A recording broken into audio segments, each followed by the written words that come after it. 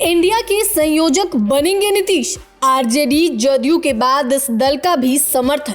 लोकसभा चुनाव नजदीक आते आते देश में नया समीकरण बनना शुरू हो गया है। खासकर 2024 का कथित रूप से सेमीफाइनल कहे जा रहे 5 राज्यों के चुनाव में कांग्रेस को झटका लगने के बाद से इंडिया गठबंधन में हलचल तेज हो गई है। स्थिति यह है कि अब इसमें सीट बंटवारे के साथ साथ संयोजक और पीएम फेस को लेकर भी चर्चा शुरू हो गई है। देखें तो कुछ समय तक इंडिया गठबंधन के ड्राइविंग सीट पर जहां कांग्रेस नजर आ रही थी, अब उस पर फिर से नीतीश कुमार बैठते नजर आ रहे हैं। ऐसे में आइए इस वीडियो में हम इसी पर चर्चा करेंगे कि कैसे अचानक ही इंडिया में नीतीश कुमार के पक्ष में हवा बहनी शुरू हो गई है।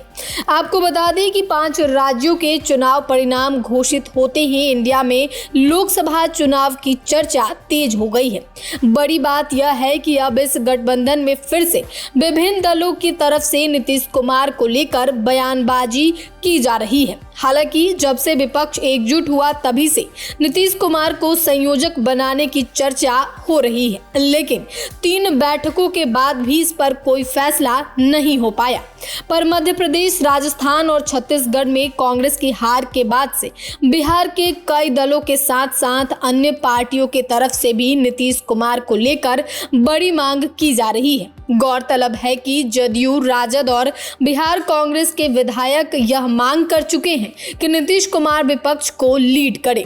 राजद के कुछ विधायक तो नीतीश कुमार को पीएम फेस बनाने के लिए भी आतुर हैं। वहीं जदयू का कहना है कि नीतीश कुमार को विपक्षी गठबंधन इंडिया का संयोजक बनाया जाना चाहिए। पार्टी ने कहा कि नीतीश कुमार ने अपनी छवि ऐसी बनाई है जो उन्हें विपक्षी समूह के संयोजक बनने के लिए सबसे उपयुक्त बनाती है।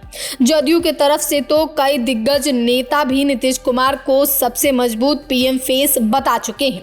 इन सब के बीच शिवसेना के तरफ से नीतीश कुमार को लेकर बड़ा बयान आया है। बता दें कि शिवसेना उद्धव गुट का कहना है कि अगर इंडिया गठबंधन की बैठक में नीतीश कुमार को संयोजक बनाने की मांग की जाती है तो हम इस पर चर्चा करेंगे। पार्टी के अनुसार नीतीश कुमार जी एक बड़े नेता हैं और इस गठबंधन को उनका मार्गदर्शन प्राप्त है। यानी कि अब नीतीश कुमार को संयोजक बनने के लिए इंडिया के दलों में धीरे धीरे सहमति बनती नजर आ रही है। जैसा कि हम जानते हैं कि विपक्ष की तरफ से चौथी बैठक 6 दिसंबर को होने वाली थी, लेकिन वह टल गई। वहीं अब लालू यादव ने घोषणा कर दी है कि इंडिया गठबंधन के दलों का अगला जुटान 17 या 18 दिसंबर को हो सकता है। लेकिन इस बैठक से पहले नीतीश कुमार को लेकर कई दलों ने आवाज उठाना शुरू कर दिया है। वैसे जदयू तो हमेशा ही नीतीश कुमार को लेकर अपना बयान देते रहती है, पर राजद के बाद बिहार कांग्रेस के विधायक और अब शिवसेना का नीतीश कुमार के पक्ष में बोलने के बाद इंडिया के अगले बैठक में बड़ा ऐलान हो सकता है। वैसे भी इंडिया गठबंधन में नीतीश कुमार जितना राजनीतिक अनुभव शायद ही किसी नेता के पास हो।